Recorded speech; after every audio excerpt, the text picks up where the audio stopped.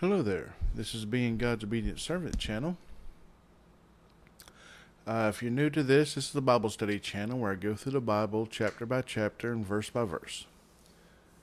And what I like to do is just, read through the Bible, do a follow along as it's known as.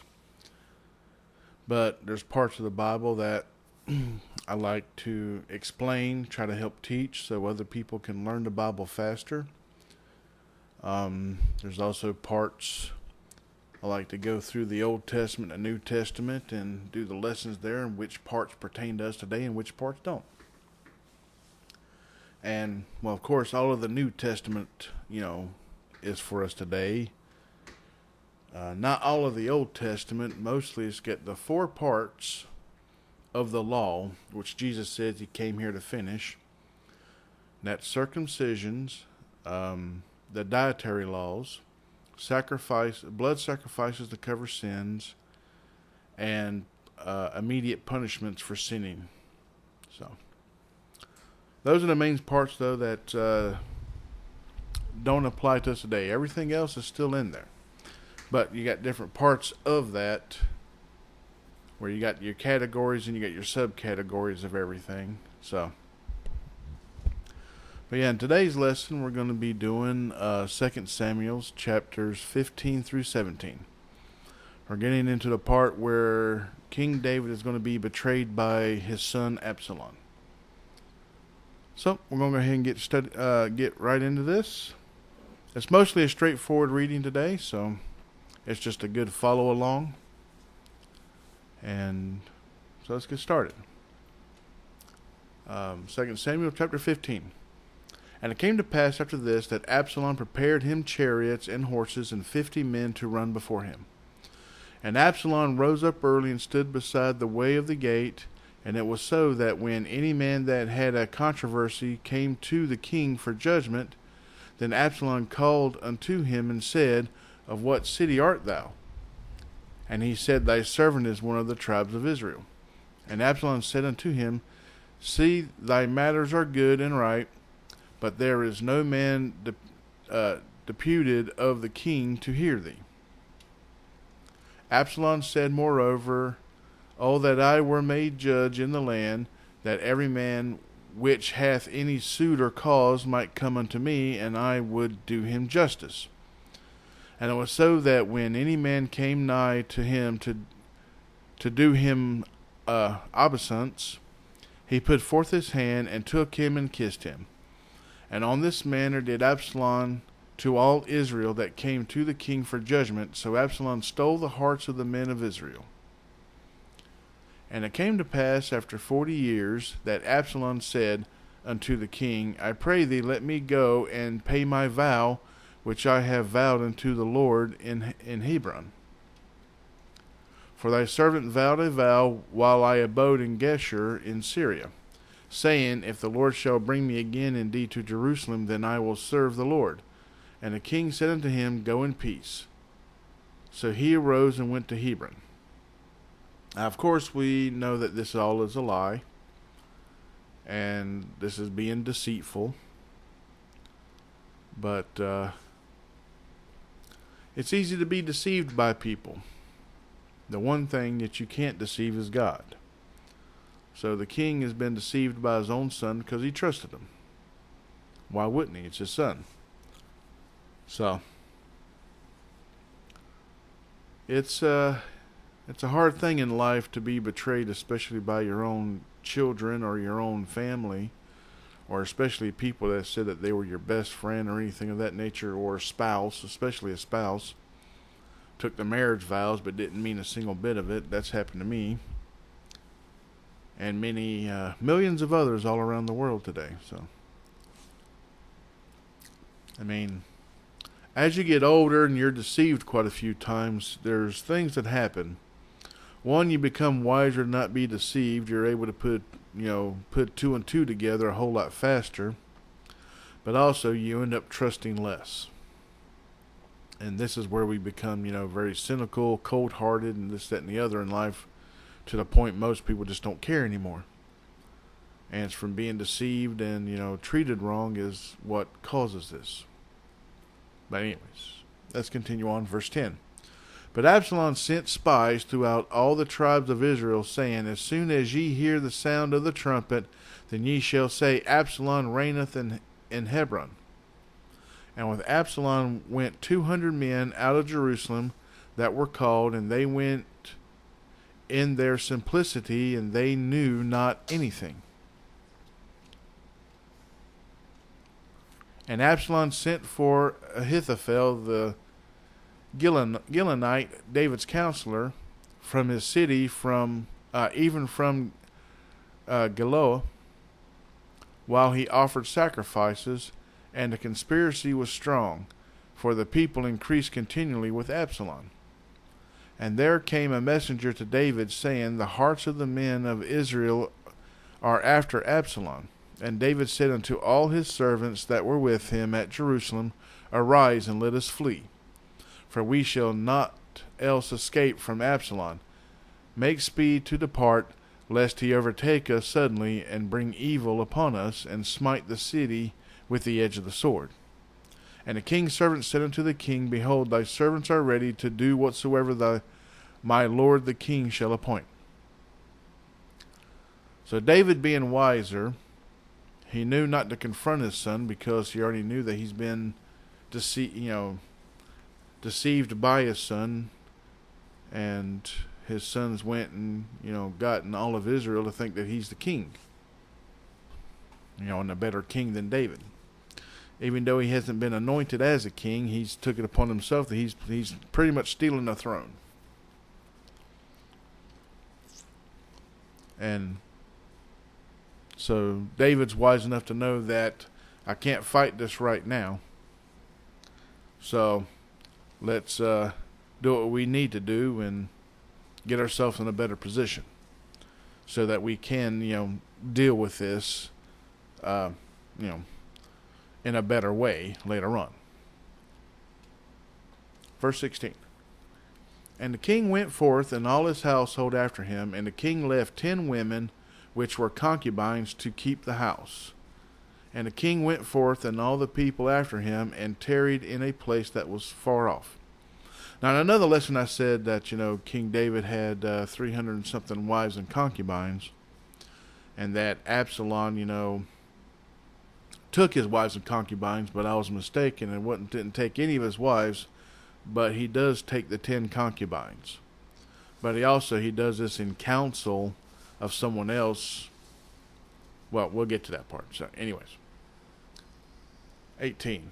And all his servants passed on beside him, and all the Cherethites, and all the Pelethites, and all the Gittites, 600 men which came after him from Gath, passed on before the king. Then said the king to Attai the Gittite, Wherefore goest thou also with us? Return to thy place, and abide with the king, for thou art a stranger, and also an exile.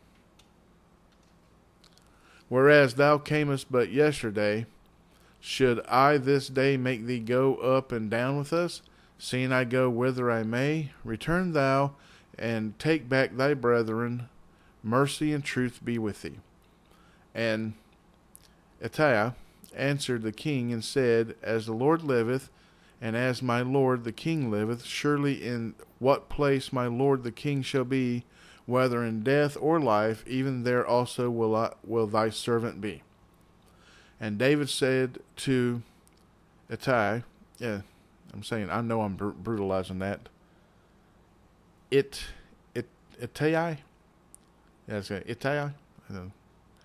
Go and pass over, and Attai the Gittite passed over, and all his men, and all the little ones that were with him. And all the country wept with a loud voice, and all the people passed over. The king also himself passed over the brook Kidron, and all the people passed over toward the way of the wilderness. Now, going back to this Ittai, he was a stranger in the land and became a servant to the king, and he honored that. Even though the king said that he could be free and go do something else, he chose to uphold his his, I don't know if it was a vow or whatever of becoming a servant, but either way, he just made himself a servant, said that he is a servant of the king and will always be with the king, whether it's life or death. People used to have a lot more integrity, and their words meant a lot more. Not everybody, but most people. And of course, we don't see much of that at all anymore. Let's continue on, verse 24. And lo, Zadok also and all the Levites were with him, bearing the ark of the covenant of God, and they set down the ark of God, and Abiathar went up until all the people had done passing out of the city. And the king said unto Zadok, Carry back the ark of God into the city. If I shall find favor in the eyes of the Lord, he will bring me again and show me both it and his habitation. But if he thus say, I have no delight in thee, behold, here am I, let him do to me as seemeth good unto him. And the king said also unto Zadok the priest, Art not thou a seer? Return into the city in peace, and your 2 sons with you, Ahimaaz thy son, and Jonathan the son of Abiathar. Now, also, if we remember going back to the other lesson where God's still punishing David for his sin with Bathsheba. He committed adultery with Bathsheba and then murdered Bathsheba's husband to cover up his sin. And God said that, he's going to have troubles in his family and everything else for years to come, and this is one of those. So, let's continue on, verse 28. See, I will tarry in the plain of the wilderness until there come word from you to certify me. Zadok therefore and Abiathar carried the ark of God again to Jerusalem, and they tarried there. And David went up by the ascent of Mount Olivet, and wept as he went up, and had his head covered. And he went barefoot.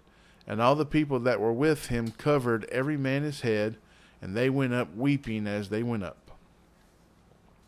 So in New Testament and in Old Testament, the men, unless it's for work purposes or any of that nature, they did not cover their head. The women are to cover their head. Even today, in New Testament and Timothy, it even says a woman is to adorn a head covering for a woman that first sinned, and all women must adorn the shame. And a man is not to adorn a head covering, for he is the light of the Lord. But it's like here, this is appropriate here, was David and his and the other men with him, they covered their heads because they were at shame. They were fleeing the kingdom, even though David was still the king. He had to abandon the kingdom for the time being. So let's continue on. Verse 31. And one told David, saying, Ahithophel is among the conspirators with Absalom. And David said, O Lord, I pray thee, turn the counsel of Ahithophel into foolishness. Now remember that part. Turn the counsel of Ahithophel into foolishness. And it came to pass that when David was come to the top of the mount where he worshipped, God, behold, Hushui, the Archite, came to meet him with his coat rent and earth upon his head. Unto whom David said, If thou passeth on with me, then thou shalt be a burden unto me. But if thou return to the city, and say unto Absalom, I will be thy servant, O king, as I have been thy father's servant hitherto, so will I now also be thy servant. Then mayest thou for me defeat the counsel of Ahithophel. And hast thou not there with thee Zadok and Abiathar the priest? Therefore it shall be that what thing soever thou shalt hear out of the king's house, thou thou shalt tell it to Zadok and Abiathar the priest. Behold, they have there with them their two sons, Ahimaaz, Zadok's son, and Jonathan, Abiathar's son, and by them ye shall send unto me everything that ye can hear. So Hushai, David's friend, came into the city, and Absalom came into Jerusalem. Chapter 16. And when David was a little past the top of the hill, behold, Ziba, the servant of Mephibosheth, met him with a couple of asses saddled, and upon them 200 loaves of bread, and 100 bunches of raisins, and 100 of summer fruits, and a bottle of wine. And the king said unto Ziba, What meanest thou by these? And Ziba said, The asses be for the king's household to ride on, and the bread and the summer fruit for the young men to eat, and the wine that such as be faint in the wilderness may drink. And the king said, And where is thy master's son? And Ziba said unto the king, Behold, he abideth at Jerusalem, for he said, Today shall the house of Israel restore me the kingdom of my father. Then said the king to Ziba, Behold, thine are all that pertained unto Mephibosheth. And Ziba said, I humbly beseech thee that I may find grace in thy sight, my lord, O king. And when King David came to Bahurim, behold, thence came out a man of the family of the house of Saul, whose name was Shimei, the son of Gera. He came forth and cursed still as he came. And he cast stones at David, and at all the servants of King David, and all the people, and all the mighty men that were on his right hand and on his left. And thus said Shimei, when he cursed, Come out, thou bloody man, and thou man of Belial. The Lord hath returned unto thee all the blood of the house of Saul, in whose stead thou hast reigned, and the Lord hath delivered the kingdom into the hand of Absalom thy son. And behold, thou art taken in thy mischief, because thou art a bloody man.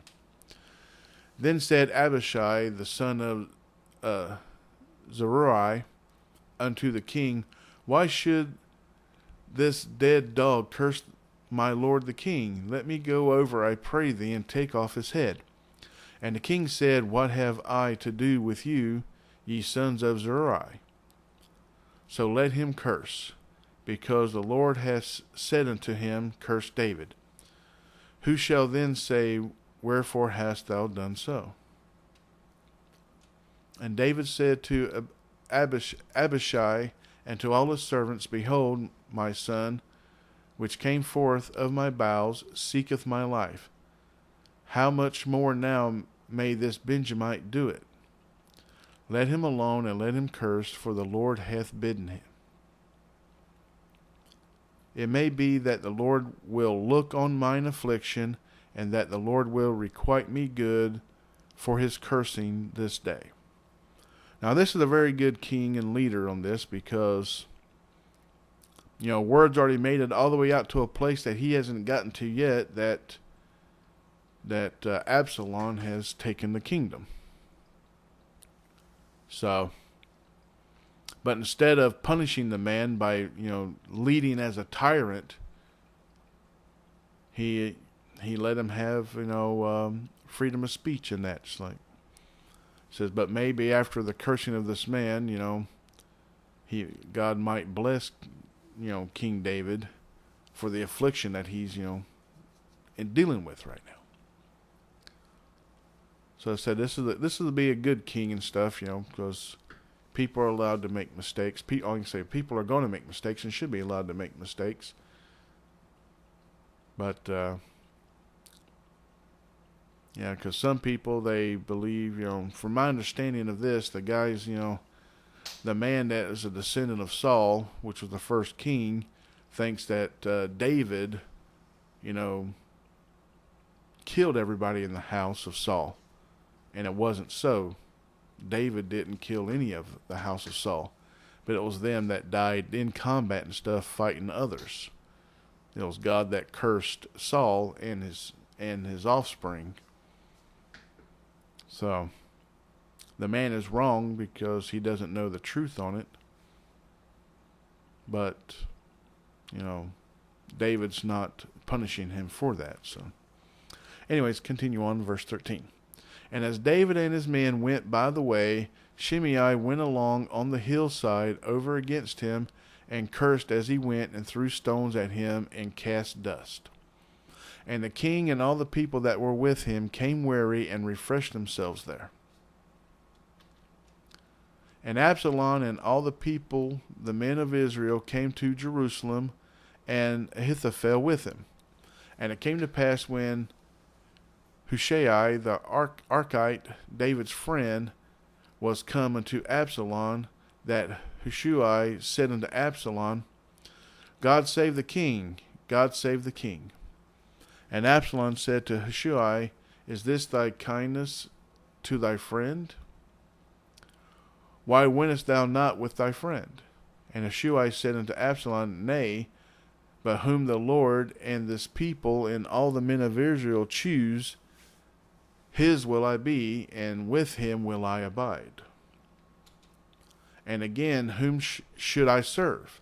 Should I not serve in the presence of his son? As I have served in thy father's presence, so will I be in thy presence. Then said Absalom to Ahithophel, Give counsel among you what we shall do.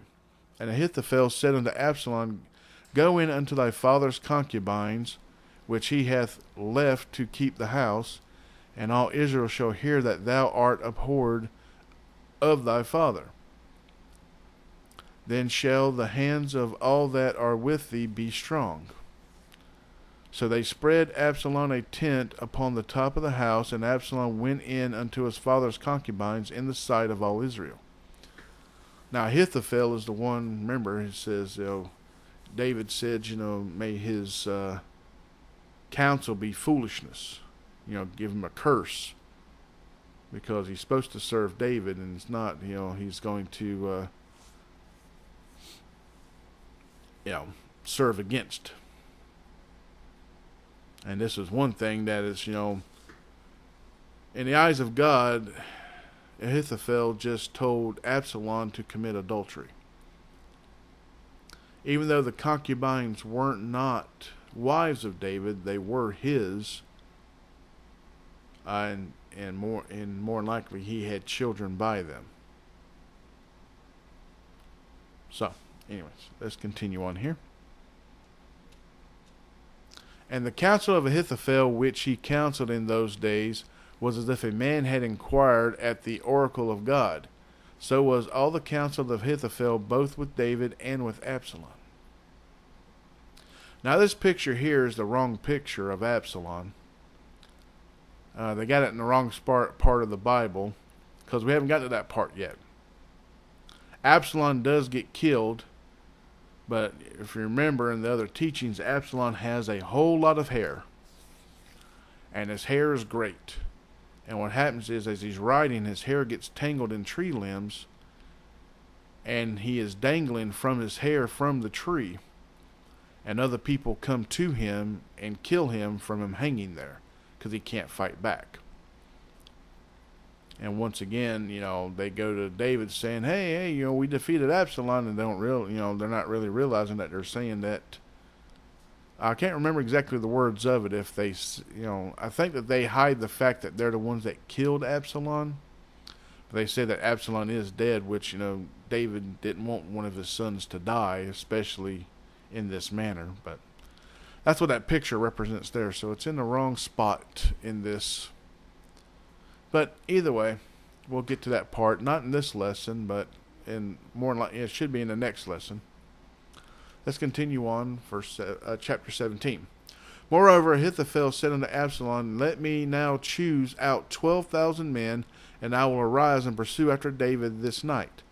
And I will come upon him while he is weary and weak-handed, and I will make him afraid, And all the people that are with him shall flee, and I will smite the king only. And I will bring back all the people unto thee. The man whom thou seekest is as if all returned. So all the people shall be in peace. And the saying pleased Absalom well and all the elders of Israel. So Absalom even is like as well as like, oh, okay, you're going to go kill my dad for me. All right, This is another violation of the 10 Commandments where it says, honor thy father and thy mother. So now Absalom wishes death upon his own father. He already betrayed his father, now he wishes him death. So in many ways he's committed murder in his heart, and he's not honored thy father and thy mother, and he's lied and deceived. He's coveted. He's pretty much violated every single one of the 10 Commandments. Let's continue on here, verse 5. Then said Absalom, call now Hushai the Archite also, and let us hear likewise what he saith. Now, Hushai is the one that David sent back. So, remember that part. And when Hushai was come to Absalom, Absalom spake unto him, saying, Ahithophel hath spoken after this manner. Shall we do after his saying? If not, speak thou. And Hushai said unto Absalom, the counsel that Ahithophel hath given is not good at this time. For, said Hushai, thou knowest thy father and his men, that they be mighty men, and they be chafed in their minds, as a bear robbed of her whelps in the field. And thy father is a man of war, and will not lodge with the people. Behold, he is hid now in some pit or in some other place, and it will come to pass, when some of them be overthrown at the first, that whosoever heareth it will say, there is a slaughter among the people that follow Absalom. And he also that is valiant, whose heart is as the heart of a lion, shall utterly melt. For all Israel knoweth that thy father is a mighty man, and they which be with him are valiant men. Therefore I counsel that all Israel be generally gathered unto thee, from Dan even to Beersheba, as the sand that is by the sea for multitude, and that thou go to battle with thine own person. In thine own person. So instead of sending people, that Absalom is to go there as well. And that's where I said a picture was, he went to battle against his own father and stuff, and he has his hair tangled up in a tree, and that's what, he wasn't able to defend himself, and he died. He got killed. But we haven't got to that part yet, but anyways. Verse 12. So shall we come unto him in some place where he shall be found, and we will light upon him as the dew falleth on the ground, and of him and of all his men that are with him there shall not be left so much as one. Moreover, if he be gotten into a city, then shall all Israel bring ropes to that city, and we will draw it into the river until there be not one small stone found there. And Absalom and all the men of Israel said, the counsel of Hushai the Archite is better than the counsel of Ahithophel, for the Lord hath appointed to defeat the good counsel of Ahithophel, to the intent that the Lord might bring evil upon Absalom. Then said Hushai unto Zadok and to Abiathar the priest, thus and thus did Ahithophel counsel Absalom and the elders of Israel, and thus have I counseled. Now therefore send quickly and tell David, saying, lodge not this night in the plains of the wilderness, but speedily pass over, lest the king be swallowed up, and all the people that are with him. Now Jonathan and Ahimaaz stayed by Enrogel, for they might not be seen to come into the city, and a wench went and told them, and they went and told King David. Nevertheless, a lad saw them and told Absalom, but they went both of them away quickly and came to a man's house in Bahurim, which had a well in his court, whither they went down. And the woman took and spread a covering over the well's mouth, and spread ground corn thereon, and the thing was not known. And when Absalom's servants came to the woman to the house, they said, Where is Ahimaaz and Jonathan? And the woman said unto them, They be gone over the brook of water. And when they had sought and could not find them, they returned to Jerusalem. And it came to pass, after they were departed, that they came up out of the well, and went and told King David, and said unto David, Arise, and pass quickly over the water, for thus hath Ahithophel counseled against you. Then David arose, and all the people that were with him, and they passed over Jordan. By the morning light there lacked not one of them that was not gone over Jordan. And when Ahithophel saw that his counsel was not followed, he saddled his ass, and arose, and gat him home to his house, to his city, and put his household in order, and hanged himself, and died, and was buried in the sepulchre of his father. So, they said, since he was a man of counsel, and his counsel wasn't taken, he had no purpose. It's like, David's curse upon him came true, that he would counsel foolishness. Why he hung himself, I don't know. Well, most of that said, more than likely we know most of the thing was, it was most people's pride. If I can't do this anymore, then I have no purpose. And so they might as well just end it, because, most people, like me, I'm a medically retired veteran. I have many problems with me, but even though I can't do the things that I used to, or what, I love to do, doesn't mean that I can't learn to do other things. And this is what everyone else needs to learn as well, that, your job isn't who you are. Because your job can change, but who you are is who you are. And if you let your job define you, then you're not you, you're just your job. So, a little bit of wisdom there to kind of toss out there for others, that hopefully it helps out if you need to hear it. Get back to the Bible reading. Verse 24. Then David came to Mahanaim. Actually, it's Mahanaim. It's hard to say that word, so Mahanaim. Let's go with that one. And Absalom passed over Jordan, he and all the men of Israel with him. And Absalom made Amasa captain of the host instead of Joab, which Amasa was a man's son, whose name was Ithra, an Israelite that went into Abigail, the daughter of Nahash, sister to Zeruiah, Joab's mother. So Israel and Absalom pitched in the land of Gilead. And it came to pass, when David was come to Mahanaim, that Shobai, the son of Nahash of Rabbah, of the children of Ammon, and Machir, the son of Amiel, whatever, of Lodabar, and Barzillai, the Gileadite of Roglim. Sometimes, I'll tell you right now, sometimes I hate these names. A lot of us are probably saying, like, how do you say this? Thank God I'm not going to be judged on my inability to pronounce some of these. Verse 28.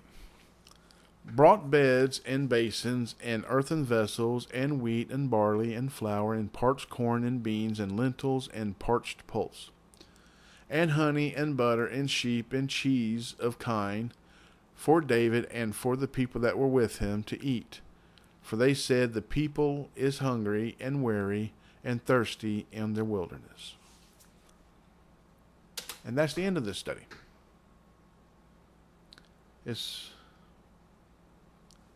I said it's pretty straightforward reading. Of course, there's always stuff to learn here, little lessons to teach us in every part of the Bible. But it says pretty much a straightforward reading. I didn't want the reading to last too long. I didn't want to finish off the whole section because it would have been well over an hour or something. But we will be finishing off this section in the next lesson. But, as I said, this is the end of this one. And so, remember to pray. Pray for yourself. Pray for your family, your friends. Pray for the lost, especially the lost. Pray for governments to be better, to make more godly decisions. Pray for the people to make more godly decisions on who they elect to be their politicians, to be their leaders, if they have that ability to actually vote. In a lot of countries and stuff, it's, whoever's in charge is who's in charge. Just like in China, they don't get to vote on trying to get rid of Xi Jinping. Just like North Korea. But let's remember everybody in our prayers, and especially ourselves, especially help us keep on the straight and narrow. It's so easy to be, distracted in this world today because there's so many distractions. And we can start getting angry about things, myself included in this, getting frustrated with things that, may not even be happening to us, but because we see it happening somewhere in the world, it angers us either ways. And we got to remember that all of this is in God's hands. And it's just like, we have poor leadership in America today. We have a lot of corrupt, greedy people in charge. And why is that? It's because we've had sinful people voting. They think they're Christian, or they don't really care anymore, and they're mostly voting with greed. What can you get me? How much of a rich life can you give me? Blah, blah, blah,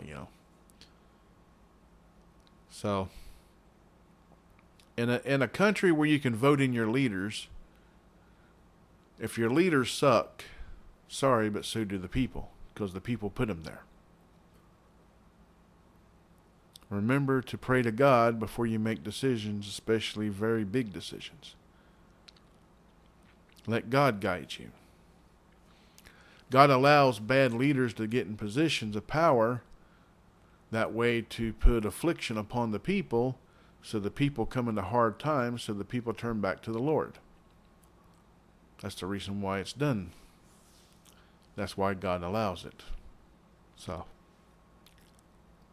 but once again, I'm going to end this lesson here. So, until next time, God bless, good night, and goodbye.